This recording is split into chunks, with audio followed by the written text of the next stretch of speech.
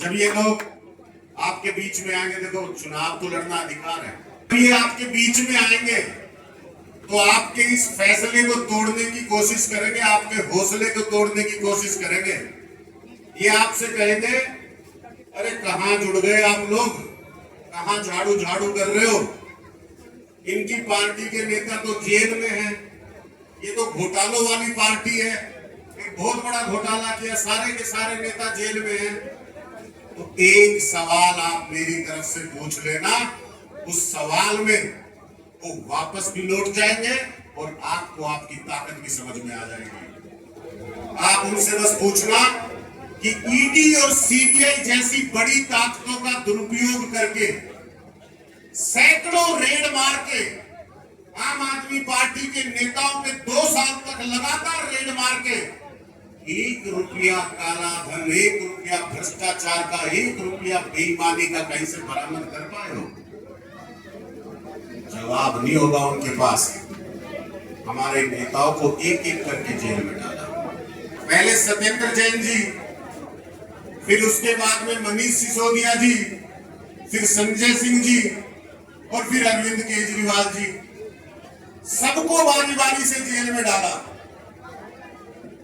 6 महीने बाद संजय सिंह जी को कोर्ट ने जमानत पर रिहा कर दिया और ये कहा कि भाई ईडी और सीबीआई के पास कोई ऐसा सबूत नहीं है जिससे अब संजय सिंह जी को 1 मिनट भी सलाखों के पीछे रखा जाए।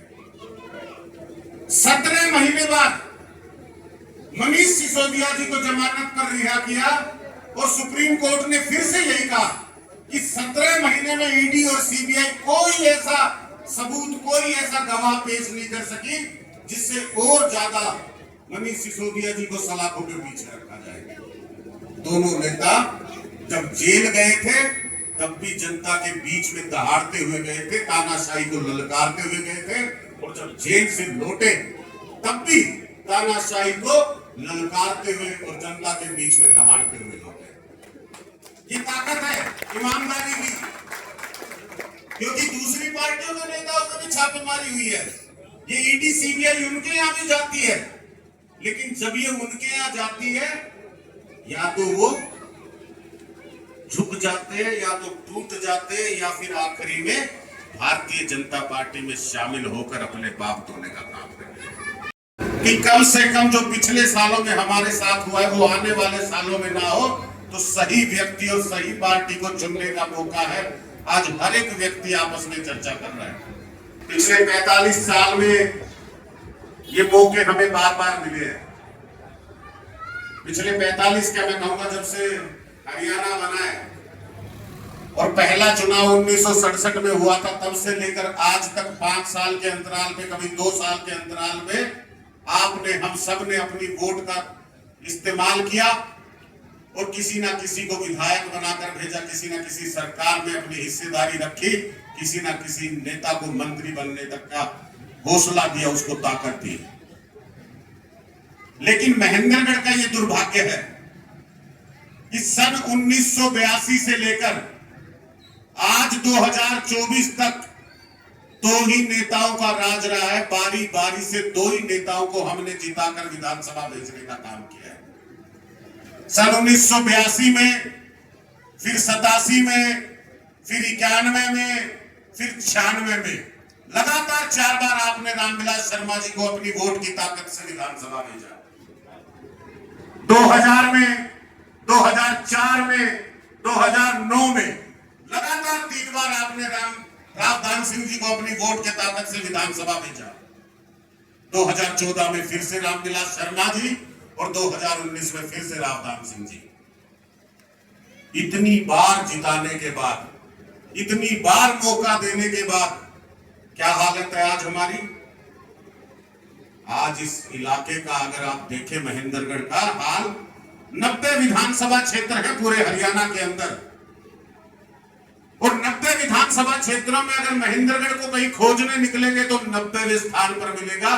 आज तक इन लोगों ने अपने बार बार जीतने के बाद ऐसा काम नहीं किया कि महेंद्रगढ़ के लिए विकास के रास्ते खुले, महेंद्रगढ़ भी आगे बढ़ सके। आज सबसे पीछे खड़ा है विकास की पंक्ति में। क्या किया जी इन्होंने?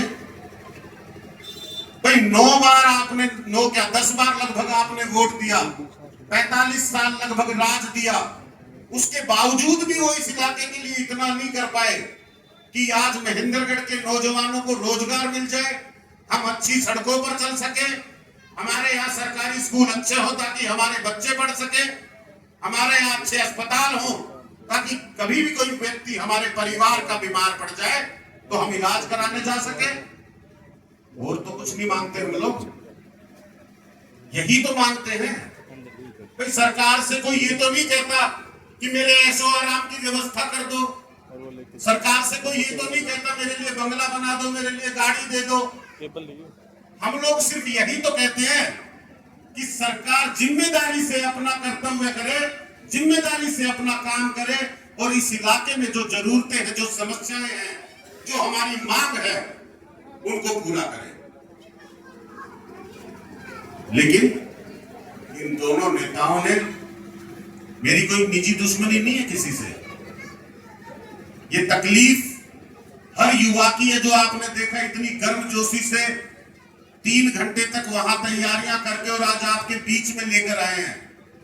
ये केवल इसलिए नहीं लाए कि ये मुझे बहुत प्यार करते हैं, ये इसलिए नहीं लाए कि इनको अच्छा लगता है ये करना, ये इसलिए लाए हैं कि 2 नेताओं के लंबे राज में हमारे बुजुर्गों ने जिस तरह से खोया है, हमारे नौजवान साथी ये चाहते हैं कि अब एक और पल बर्बाद ना किया जाए और बदलाव करके अच्छी और काम की राजनीति की शुरुआत की जाए। इस सोच के साथ हम लोगों ने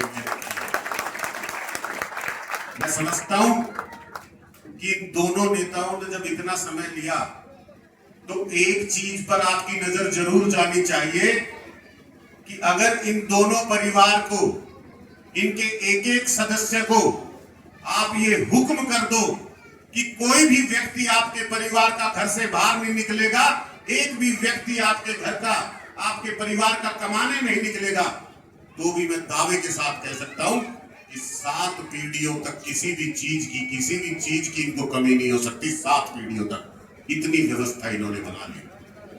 गलत तो नहीं कह रहा, इतनी व्यवस्था इन्होंने बना ली बार बार आपके जिताने के बाद, और हमारा हाल वही की वही है। मेरे साथ में बुजुर्ग बैठे राजा राम जी, अगर मैं पूछूंगा कि आपने अपनी जवानी में पहला वोट किसको डाला, तो इनका जवाब होगा भाई रामदान सिंह जी और रामविलास जी को। हमारे पिता की उम्र के लोग बैठे, उनसे पूछेंगे तो उन्होंने भी इनको डाला। ये नौजवान साथी खड़े, इनसे पूछेंगे तो इन्होंने भी उनको डाला। अरे 3 पीढ़ियों से वोट दे रहे हैं और 3 पीढ़ियों से एक ही मांग कर रहे हैं कि आप जिम्मेदारी से अपना काम करो, हमारे स्कूल की व्यवस्था करो, हमारे अस्पताल की व्यवस्था करो, गांव में सड़क की व्यवस्था करो, गली की व्यवस्था करो, नाली की व्यवस्था करो, पानी की व्यवस्था करो, बिजली की व्यवस्था करो, और इसी के लिए चक्कर काट रहे हैं। इन युवाओं को आपने अपनी मेहनत की कमाई से अपना घर काटकर, अपना पेट काटकर, अपनी जमीन बेचकर पढ़ाया लिखाया, लाखों रुपए फीस देके आपने इनको पढ़ाया लिखाया, इस उम्मीद के साथ कि कहीं ना कहीं नौकरी लग जाएगा, कामयाब हो जाएगा, अपना परिवार चला लेगा, अपना घर चला लेगा। क्या मिला? आज ये सारे के सारे युवा साथी बेरोजगार घूम रहे हैं। इन सरकारों ने, इन नेताओं ने, इन मंत्रियों ने इनके रोजगार की व्यवस्था नहीं की, नीयत नहीं है इनकी काम करने की। सारे गांव में जाना होता है, जब से इस राजनीति के अंदर कदम रखा है तब से गांव गांव जाता हूं, युवा साथियों से मिलता हूं, बुजुर्गों से मिलता हूं, माताओं बहनों से मिलता हूं। हर व्यक्ति एक ही बात कह रहा है कि भाई इस बार कुछ भी हो जाए, इन 2 नेताओं को हटाना है, इन 2 नेताओं को राजनीति से खत्म करना है और बदलाव करना है। ये नौबत ला दी है इन लोगों ने कि जो लोग कभी इनके साथ चला करते थे, आज इनके सामने खड़े होकर सवाल पूछते हैं कि भाई तूने हमारा क्या किया, तुमने हमारा क्या किया। लेकिन क्या मजाल कि इनको जरा भी फर्क पड़ता हो। एक बार आप जिता दो, 5 साल तक आपको नजर नहीं आएंगे। चुनाव जब आएगा तो फिर आपके बीच में आएंगे। अवतार सिंह जी ने तो हद ही कर दी। अभी लोकसभा का चुनाव लड़ा था, लोकसभा के चुनाव में आपने सबने ताकत लगा के वोट दिए। अरे भाई जीते या हारे जनता के बीच में तो रहना चाहिए।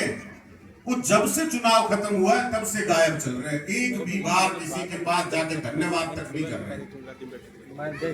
ये सोच है इनकी कि कहां जाएंगे, क्या करेंगे। हम 45 साल से जीतते आ रहे हैं तो इस साल भी जीतेंगे। लेकिन अब हकीकत ये है कि गांव गांव में एक एक व्यक्ति ने, घर घर में एक एक व्यक्ति ने ये मन बना लिया है कि चाहे जहां मर्जी वोट दे, लेकिन इन दोनों नेताओं को वोट नहीं देना। इस बार इन दोनों नेताओं की जमानत जब्त होगी, मैं पूरे दावे के साथ कह सकता हूं। अब तक हमारी मजबूरी थी कि ये दो पार्टियां राज में रहती थी और इन दोनों पार्टियों से ये नेता टिकट लेके हमारे बीच में आ जाते थे और फिर वही बातें दोहराते थे और हमें मानना पड़ता था, वोट देना पड़ता था। आज आपकी मजबूरी नहीं है, आज आपके पास विकल्प है। आज एक ऐसा विकल्प है जो एक हाथ पे तो दिल्ली में सरकार बनाए बैठा है और एक हाथ पर पंजाब में सरकार बनाए बैठा है। और दोनों ही राज्यों में जिस दिन से सरकार बनाई है उस दिन से जनता के लिए काम कर रहे हैं। बैठने दो, कुर्सी दे दो, आगे पीछे। जिस दिन से सरकार ने कदम रखा है उस दिन से जनता के लिए काम कर रहे हैं। मैं आपको बताता हूं बुजुर्गों, माताओं, बहनों, नौजवान साथियों, कि आम आदमी पार्टी को जब जनता का आशीर्वाद मिला, जनता ने वोट से उसको ताकत बख्शी, तो क्या क्या किया। आज दिल्ली और पंजाब के अंदर शानदार सरकारी स्कूल हैं। शानदार सरकारी स्कूल भी कैसे? ऐसे कि आप और हम जिस तरह लाखों रुपए फीस देके जिन प्राइवेट स्कूलों में बच्चे का दाखिला कराते हैं ना, उससे 10 गुना बेहतर। आज दिल्ली के अंदर आम परिवार का, गरीब परिवार का बच्चा शानदार सरकारी स्कूल के अंदर बड़े से बड़े उद्योगपति, बड़े से बड़े करोड़पति, बड़े से बड़े व्यापारी, बड़े से बड़े नेता, बड़े से बड़े अधिकारी के बच्चे के साथ एक कुर्सी पर बैठकर पढ़ाई करता है। ये सपना अरविंद केजरीवाल जी ने दिल्ली के अंदर पूरा किया। आज दिल्ली के अंदर, पंजाब के अंदर हर व्यक्ति को मुफ्त इलाज मिलता है। और ऐसे ही नहीं, मोहल्ले मोहल्ले में मोहल्ला क्लिनिक, यानी गांव गांव में मोहल्ला क्लिनिक। और मोहल्ला क्लिनिक में भी एमबीबीएस डॉक्टर इलाज करता है, सारी जांच करता है। अगर वहां से संतुष्ट नहीं हुए तो दिल्ली के बड़े से बड़े अस्पताल चले जाओ, जहां मर्जी चले जाओ, आपको अपनी जेब में हाथ डालने की जरूरत नहीं है। दिल्ली में हर व्यक्ति को मुफ्त इलाज और गुणवत्ता पूर्वक इलाज, अच्छा इलाज, संतुष्ट करने वाला इलाज मिलता है। दिल्ली के अंदर 24 घंटे बिजली, उसमें 200 यूनिट मुफ्त बिजली। जब वो गरीब परिवार को 200 यूनिट बिजली मुफ्त मिलती है ना, और वो पैसा बचता है, तो वो अपनी गरीबी से लड़ता है। उस पैसे से जो सालों से गरीब रखा है इन सरकारों ने, आज वो महीने महीने अपनी गरीबी से उभरता जा रहा है। दिल्ली के अंदर फ्री पानी, युवाओं को रोजगार, मात्र 10 साल की सरकार हुई है, 2.5 लाख सरकारी नौकरी और 12 लाख प्राइवेट नौकरियां वहां के युवाओं को आम आदमी पार्टी की सरकार ने दी। आप सबने देखा होगा पंजाब के अंदर सरकार बनी, वहां के मुख्यमंत्री भगवंत मान जी ने पहली कलम से 25,000 युवाओं को नौकरी देने का काम किया और पुराने 18,000 कर्मचारियों को पक्का करने का काम किया। यहां 5 साल में इतनी नौकरी नहीं दी, वहां पहली कलम से इतनी नौकरियां दी गई। शहीद के परिवार को 1 करोड़ रुपए से सम्मान राशि, 1 करोड़ रुपए सम्मान राशि देकर क्यों देते अरविंद केजरीवाल जी ऐसा? आज तक किसी सरकार ने नहीं दिया, क्या जरूरत पड़ती है? अरविंद जी की ये सोच है, आम आदमी पार्टी की ये सोच है कि जब कोई नौजवान अपने घर परिवार को छोड़कर देश के लिए अपने प्राण त्याग देता है, अपनी शहादत दे देता है, तो सरकार की ये जिम्मेदारी बनती है कि उसके परिवार का ऐसा सम्मान करे कि जीवन भर उसे किसी के आगे हाथ नहीं फैलाना पड़े, सर उठा के सम्मान से समाज के बीच में जी सके। इसलिए 1 करोड़ रुपए सम्मान राशि देते हैं। माताओं बहनों को बड़ी तादाद में आप आए हो। दिल्ली के अंदर आपने सुना भी होगा, दिल्ली में एक कोने से दूसरे कोने तक जहां मर्जी आप चले जाओ, दिल्ली सरकार की बसों में आपको 1 रुपया नहीं देना पड़ता। सारी माताओं बहनों के लिए दिल्ली में मुफ्त बस यात्रा है। क्योंकि सवाल तो यही है कि क्योंकि आज सारी पार्टियां, सारे नेता, सारे के सारे लोग ये कहते हैं कि महिला शक्ति को सशक्त करना है और इतना सशक्त करना है कि वो आदमी के साथ कंधे से कंधा मिलाकर चल सके। हम किसी बहन बेटी को घर से बाहर निकलना हो, काम काज के लिए निकलना हो और वापस आना हो, तो सबसे बड़ी चिंता क्या है कि खर्च कहां से लाएंगे। घर से निकलेंगे तो पैसा चाहिए, लौटेंगे तो खर्चा करके आएंगे। तो अरविंद केजरीवाल ने इसी सोच के साथ आज माताओं बहनों को मुफ्त यात्रा दी कि अगर किसी बहन बेटी को काम काज से घर से निकलना हो तो उसे चिंता करने की जरूरत नहीं है। पूरी दिल्ली में जहां मर्जी जाए, जहां मर्जी से। और एक अगली योजना माताओं बहनों के लिए विशेष रूप से दिल्ली और पंजाब में शुरू होने जा रही है। और हरियाणा की माताओं बहनों से भी ये वादा किया है, गारंटी दी है कि जैसे ही सरकार बनेगी हर माता बहन को हर महीने 1000 रुपया देंगे, ताकि वो अपने आप अपनी किस्मत तय करे, अपना भविष्य तय करे, उसमें आगे बढ़ सके। तो एक ऐसी पार्टी, ऐसा विकल्प आज आपके बीच में है, आपके दोनों तरफ उसकी सरकार है। आज आपकी हमारी कोई मजबूरी नहीं है। मैं कहता हूं इस अवसर पर जब आप और हम सबको बदलाव की जरूरत है, हम सब चाहते हैं कि किसी तरह ये राजनीति जो 45 साल से जोड़ी बनाकर चलाई जा रही है, ये खत्म हो जाए। तो ये इससे अच्छा अवसर नहीं है कि एक ईमानदार पार्टी, ईमानदार राजनीति करने वाली, काम की राजनीति करने वाली पार्टी आपके बीच में चुनाव लड़ रही है। इस बार सारे के सारे एक साथ मिलकर झाड़ू का बटन दबाकर अपना 5 साल का भविष्य तय करो, आने वाला भविष्य तय करो। जब मैं ये सारी बात कहता हूं तो कई गांवों में सवाल आता है आगे से भी, डॉक्टर साहब बात तो आपकी ठीक है, बदलाव तो हम चाहते हैं, और बात आपकी ये भी ठीक है कि दोनों तरफ सरकार है, और बात आपकी ये भी ठीक है कि दिल्ली के अंदर आपकी पार्टी ने काम किया है, आप लोगों को मजबूत किया है, गरीब लोगों को गरीबी से लड़ने की ताकत दी है। पर करे कैसे? इतने बड़े बड़े नेता, इतने दिग्गज नेता हैं, 45 साल से गढ़ बनाए बैठे हैं, इनको हराएंगे कैसे? ये बार बार जनता इनके खिलाफ लड़ने का मन बनाती है, पर आखिरी में जीत जाते हैं। अब तक जिनसे ये लड़ते आए हैं, अब तक जो इनको हराने की कोशिश कर रहे थे, हो सकता है वो ताकत नहीं बना पाएंगे, आशीर्वाद नहीं ले पाए होंगे आपका, लेकिन आम आदमी पार्टी में वो ताकत है। जब हम पंजाब में गए ना, तो पंजाब में यही कहा जाता था कि भाई तुम लोग आम लोगों को जोड़ जोड़ के राजनीति करने आ गए हो, क्या लगता है तुम्हें पंजाब में तुम क्या कर पाओगे? हमने कहा जी सरकार बनाने आए हैं। तो लोग हंसा करते थे, कहते ये आम लोग सरकार बनाएंगे, जानते हो किनसे लड़ना है? बोले प्रकाश सिंह बादल है, उसका पूरा परिवार विधानसभा में बैठता है। कैप्टन अमरिंदर सिंह है, राजा आदमी है, इसका पूरा परिवार विधानसभा में बैठता है। चरणजीत सिंह चन्नी 2 बार के मुख्यमंत्री, नवजोत सिंह सिद्धू, इतने दिग्गज नेता, बड़े नेता, इनसे लड़ना है, कैसे लड़ोगे? हमने कहा ये चमत्कार हमने दिल्ली में किया है, कई बार की मुख्यमंत्री शीला दीक्षित को भटका था।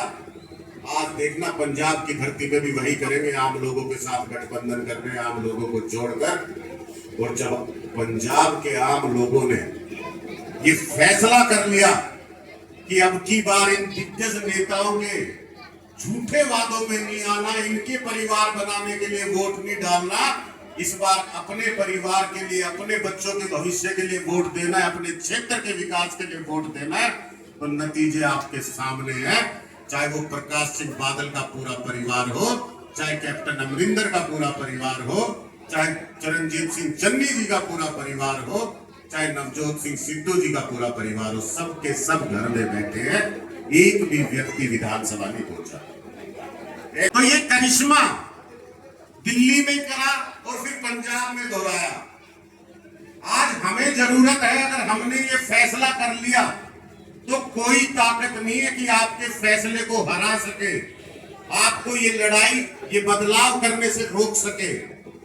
तो अंत में मैं आप सबसे ये निवेदन करूंगा कि जो आप और हम सब 5 साल चर्चा करते हैं ना, बदलाव करना है, बदलाव करना है, अब ये मौका आ गया है। 1 अक्टूबर को आपके पास आपकी वो ताकत है जो आपको सही फैसला कराकर आपका भविष्य बना सकती है। मैं आप सबसे हाथ जोड़कर प्रार्थना करता हूं कि दिल्ली और पंजाब की तरह काम करने वाली ईमानदार सरकार आप लोग अपने महेंद्रगढ़ में भी बनाए, झाड़ू का बटन दबाएं। 1 अक्टूबर 2 साल में जेल में रहने के बाद भी आज तक इन नेताओं का हौसला नहीं टूटा। आम लोगों को सुविधा दे सके, आम लोगों के बच्चों को शिक्षा दे सके, हर व्यक्ति को इलाज दे सके, हर व्यक्ति को 24 घंटे बिजली दे सके, इसके लिए लगातार संघर्ष कर रहे, चाहे जेल में रहे, चाहे जेल से बाहर रहे।